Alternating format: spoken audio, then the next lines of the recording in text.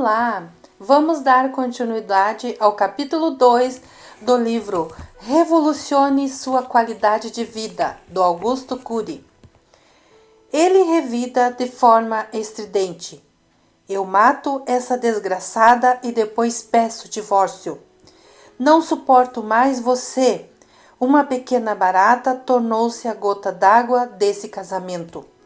Nosso herói fica completamente irracional.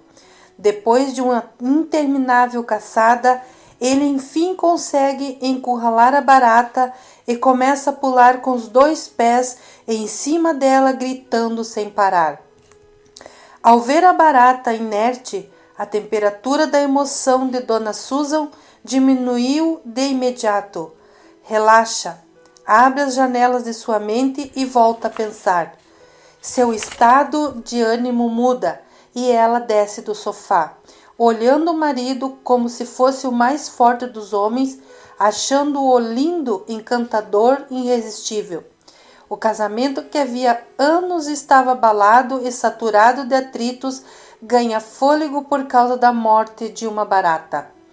Inicialmente, o Sr. Robin não entende o que está acontecendo. Depois, meio sem jeito e um tanto inibido, estufa o peito e ergue os ombros. Esquece os constantes problemas com a mulher. Ao se aproximar dele, Dona Susan lhe diz: meu herói, você é maravilhoso. O Sr. Robin fica com a autoestima nas nuvens. Então, inspirado, proclama em alto e bom som: eu amo você, Susan. Pode contar comigo, eu sempre a protegerei. E como nos mais românticos filmes de Hollywood, eles se beijam como não faziam há anos. Capítulo 3. A chave para entender o funcionamento da mente. Esqueceram de mim. Se considerarmos a personalidade como um longo e complexo filme, as principais imagens desse filme foram produzidas não por aquilo que nossos pais nos disseram, mas pelo que captamos dos seus gestos e reações. Mesmo os que tiveram uma infância feliz possuem cenas dramáticas no subsolo do seu inconsciente. Por quê? Porque as cenas de violência da TV, as perdas, as notícias de assassinato, de doenças e de acidentes invadiram a memória deles e se alojaram em suas histórias. Ainda que não percebam, até hoje elas influenciam do seu jeito de pensar e reagir. Os adultos se esquecem frequentemente das crianças quando estão em crise. Muitos transtornos futuros poderiam ser evitados se aprendêssemos a olhar a plateia que está à nossa volta. As maiores vítimas da história da barata foram as crianças. O casamento do Sr. Robin e Dona Susan foi superficialmente reconciliado por aquele pequeno inseto. Todavia, há uma grande possibilidade de terem causado danos à personalidade dessas crianças. O que elas registraram não foi a barata física, mas a psicológica.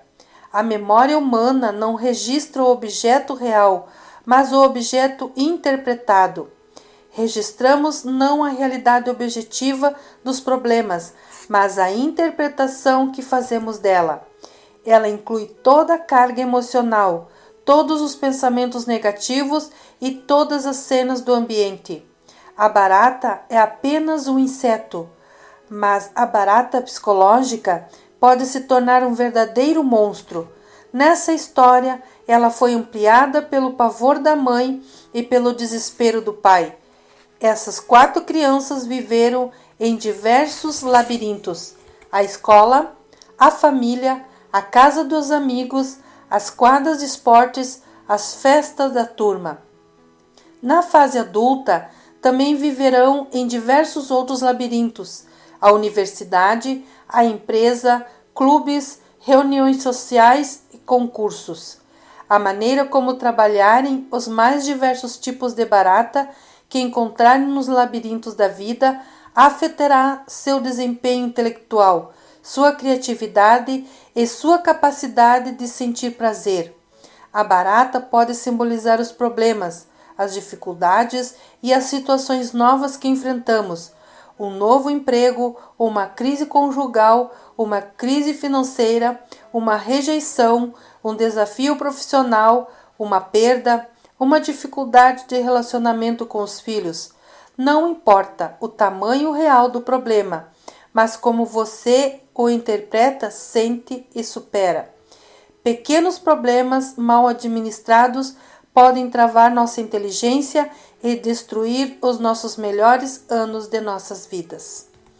A tranquilidade é um colírio para os olhos da inteligência.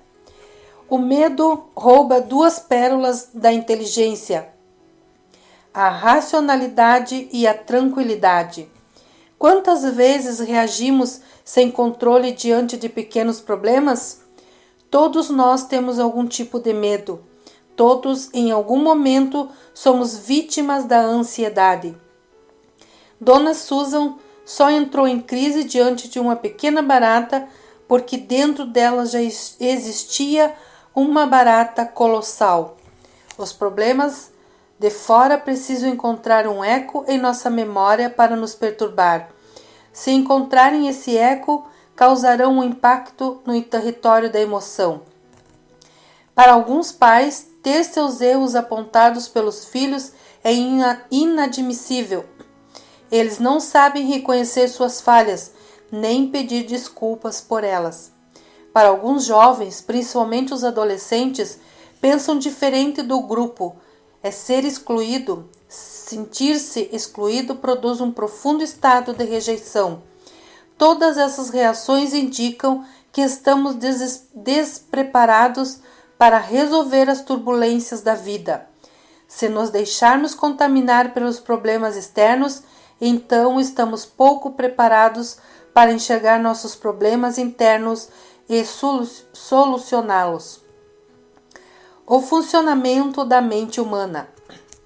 Para desvendar alguns fenômenos dos bastidores da mente humana, usarei a teoria da inteligência multifuncional. Essa teoria, que venho desenvolvendo há mais de 20 anos, é uma das poucas que tratam da construção, da inteligência e do funcionamento da mente. A inteligência multifocal estuda assuntos clássicos investigados pela psicanálise e pela psicologia comportamental. Mas, além disso, estuda diversos outros fenômenos poucos investigados, como os papéis da memória, os fenômenos que constroem as cadeias de pensamentos e a transformação da energia psíquica. Eu a chamei de multifocal porque ela investiga múltiplas áreas da inteligência e das relações do ser humano consigo mesmo e com o mundo.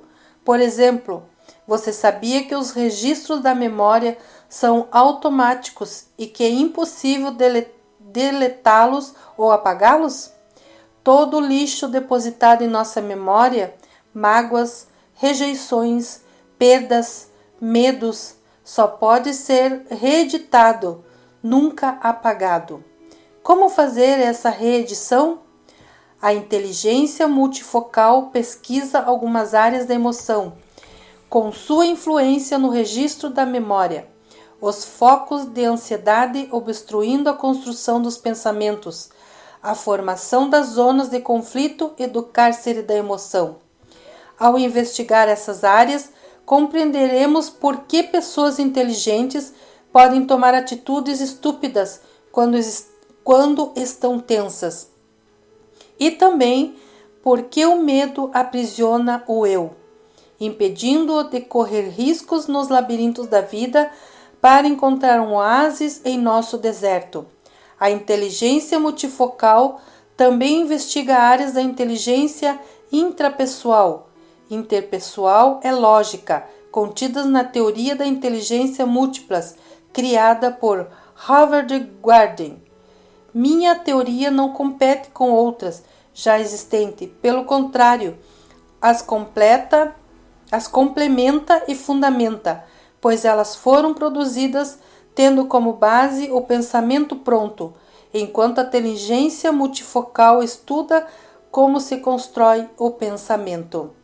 No próximo vídeo estaremos dando continuidade ao capítulo 4. Se inscreva no meu canal, curta e compartilhe.